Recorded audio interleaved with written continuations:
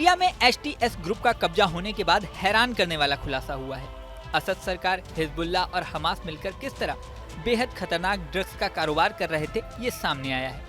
HTS group के हाथ में कैप्टागन का भंडार लगा है। कैप्टागन बेहद खतरनाक ड्रग होता है। इसे गरीबों का कोकीन भी कहा जाता है। दरअसल ये कोकीन से सस्ता होता है, लेकिन नशा कोकीन जैसा ही होता है। वैसे तो इसे दवा में भी यूज किया जाता है, लेकिन खबर है कि सीरिया में इस ड्रग का बड़ा कारोबार होता था। पूर्व राष्ट्रपति असद ड्रग्स से भारी कमाई करते थे और इसका इस्तेमाल वो अपने शौक पूरा करने के लिए करते थे। इस ड्रग का निर्यात बड़ी मात्रा में सीरिया से किया जाता था। कैप्टागन से ही हर साल असद की सरकार $5 अरब की कमाई करती थी। इजराइल की एक वेबसाइट ने दावा किया है कि हमास के लड़ाकों के पास भी कैप्टागन ड्रग मिली है। ये ड्रग सीरिया से ही हमास और हिजबुल्लाह को मिल रही थी। ये सारा काम बशर अल असद के भाई माहिर असद देखते थे। कैप्टागन उत्तेजक दवा है जिसका उत्पादन सीरिया में बड़ी मात्रा में होता था। इस ड्रग को दक्षिण अमेरिका और मैक्सिको में भी भेजा जाता था। इस ड्रग से हिजबुल्लाह, हमास, असद परिवार और सीरियाई सेना भी खूब कमाई करती थी। रिपोर्ट के मुताबिक दुनिया में 80 से 90% कैप्टागन सीरिया में ही बनता था। असद के पास एक सेना की डिवीजन भी थी जिसका नाम कैप्टागन डिवीजन था। जॉर्डन जैसे पड़ोसी देश इस ड्रग के उत्पादन के खिलाफ थे और उन्होंने इसके उत्पादन को रुकवाने के लिए कई बार कोशिश भी की। इसी वजह से दोनों देशों के बीच तनाव भी फैल गया था। बता दें, कैप्टागन दवाई एक पुराने फॉर्मूले से बनाए जाने वाला ड्रग है। जर्मनी में इसका उत्पादन 1960 के करीब शुरू हुआ था। इसमें एम्फेटामाइन और मेथाफेटामाइन का इस्तेमाल किया जाता है। पहले इस दवा का इस्तेमाल एचडी और स्लीपिंग डिसऑर्डर नार्कोलेप्सी के लिए किया जाता था। इस ड्रग से दिमाग में डोपामीन बढ़ जाता है और इससे लोगों को अच्छा एहसास होता है। इसके अलावा ये एडिक्ट बना देता है। कुछ समय के लिए काम करने की क्षमता बढ़ जाती है।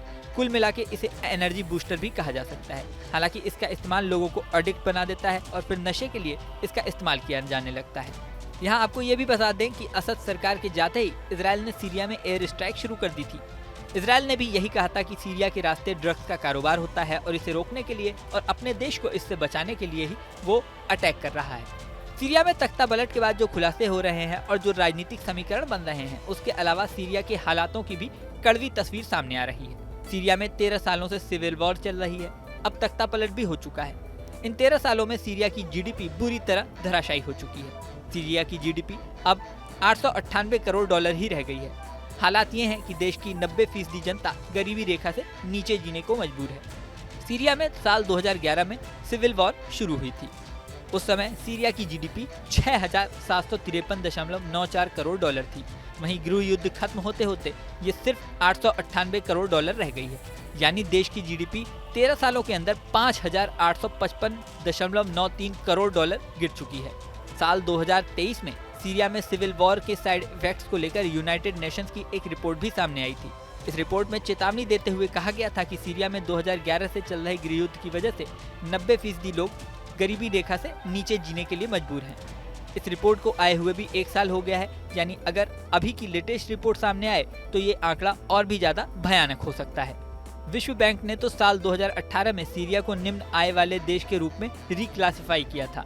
जिस सीरिया में सिविल वॉर से पहले जीडीपी पर कैपिटा करीब $2,500 प्रति वर्ष के आसपास हुआ करती थी, वहीं साल 2021 में ये घटकर विश्व बैंक के मुताबिक $421.12 प्रति वर्ष रह गई। वर्ल्ड ऑफ स्टैटिस्टिक्स की रिपोर्ट में दिए गए आंकड़ों के मुताबिक जुलाई 2024 में सीरिया में महंगाई की दर 140% थी, जो कि इसे दुनिया के किसी भी दूसरे देश से ज्यादा महंगाई वाला देश बनाता है। सीरिया में 140% महंगाई दर की अगर बात करें तो इससे ऊपर सिर्फ अर्जेंटीना की 272% महंगाई दर रही है। यानी सीरिया महंगाई दर बढ़ने मामले में दुनिया का दूसरा सबसे बड़ा देश हो गया है। वहीं एचटीएस ग्रुप की बात करें तो सीरिया की सत्ता पर कब्जा करने के बाद अब एचटीएस ग्रुप कुर्द विद्रोहियों को निशाना बना रहा है। सीरिया के बड़े इलाके पर कुर्द विद्रोहियों का कब्जा है। कुर्द को अमेरिका का सपोर्ट मिला हुआ है, लेकिन इनका जिस इलाके पर कब्जा है वो तुर्की के बॉर्डर के पास है। तुर्की इन कुर्द विद्रोहियों को लंबे समय से झेल रहा है और लंबे समय से इनका विरोध कर रहा है। कुर्दों के सबसे बड़े ग्रुप का नाम एसडीएफ यानी सीरियन डेमोक्रेटिक फ्रंट है। अब एचटीएस इस ग्रुप को ही निशाना बना रहा है। अब सीरिया के हालात किस दिशा में जाते हैं ये देखने वाली बात होगी। इस वीडियो में फिलहाल इतना ही। बने रहें न्यूज नेशन के डिजिटल प्लेटफॉर्म पर। न्यूज नेशन अब व्हाट्सएप पर खबरों की ताजा अपडेट के लिए न्यूज नेशन के इस क्यूआर कोड को स्कैन करें।